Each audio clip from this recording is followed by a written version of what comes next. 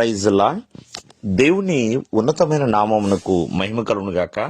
ప్రభు పేరట మీ అందరికీ హృదయపూర్వక వందనాలు. ఈ ఉదయకాలము దేవుని వాక్యాన్ని విందాం. ప్రకటన గ్రంథము 11వ అధ్యాయము 18వ వచనము.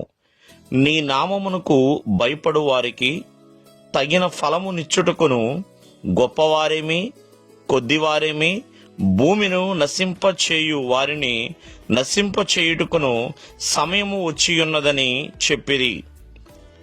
దేవాది దేవుని యొక్క నామము భయపడేవారండి. ప్రియమైన వాళ్ళరా, ఇక్కడ భయపడుట అంటే ప్రభు నామమునకు విధేయులుగా జీవించుట, లోబడి జీవించుట. అంతేకాకుండా ప్రియమైన వాళ్ళరా, ప్రభువుని గౌరవించుట, మహిమపరచుట.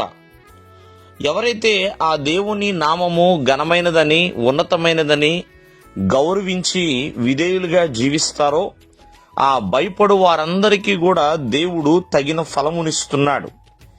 ఏంటి ఆ తగిన ఫలము? చూడండి, ఆ తగిన ఫలము పొందుకునే వారిలో గొప్పవారైనా కావచ్చు, కొద్దివారైనా కావచ్చు. ప్రియమైన వాళ్ళరా, ఎవరైనా కానీ ప్రియమైన వాళ్ళరా, దేవునికి లోబడి భయపడి జీవించే వారికి దేవుడు తగిన ఫలమును ఖచ్చితంగా అనుగ్రహిస్తాడు.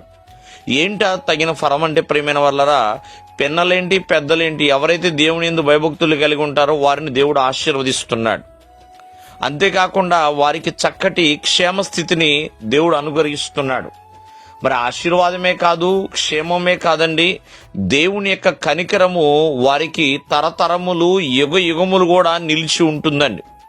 దేవుని యందు భయము కలిగిన వారి పట్ల దేవుని యొక్క కనికరము కూడా అలాగే ఉంటుంది. దేవుని ఆశీర్వాదం ఎలా ఉంటుందో, దేవుడిచ్చే క్షేమస్థితి ఎలా ఉంటుందో, దేవుని యొక్క కనికరము కూడా అలాగే నివసిస్తుంది. ప్రియమైన వారి పట్ల ఎల్లప్పుడూ కూడా ఉంటుంది. ఈ రోజున దేవుని కనికరము కొరకు ఎంతో మంది ఎన్నో రకాల ప్రయత్నాలు చేసేవారు ఉన్నారు. కానీ ఆయన మాటకి భయపడి, ఆయన నామమునకు భయపడి ఎవరైతే జీవిస్తున్నారో వారి పట్ల ఎల్లప్పుడూ కూడా దేవుని యొక్క కృపా కనికరములు నిండుగా మెండుగా ఉంటాయి. ప్రియమైన వర్లరా, కావున ఎల్లప్పుడూ కూడా మరి దీనికి మించిన ఆశీర్వాదాలు ఏమున్నాయండి? దేవుని కనికరము, దేవుని యొక్క క్షేమము, అలాగే దేవుడిచ్చే ఆశీర్వాదము, ఇవన్నీ కూడా చాలా ఉన్నతమైనవి.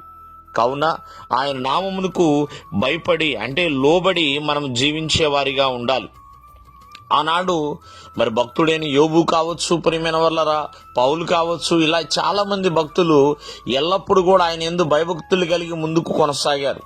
వారు ఉన్నవారు భక్తిలో ప్రియమైన వాళ్ళరా ఎన్నో రకాల మరి విషయాలు నేర్చుకున్నవారు, అంతేకాకుండా అన్ని రకాల జ్ఞానాలు కలిగిన వారు. అయినా సరే దేవుని నామానికి భయపడి వారు జీవించారు. కాబట్టి అన్ని రకముల ఆశీర్వాదాలు వారు పొందుకొని ఉన్నారు.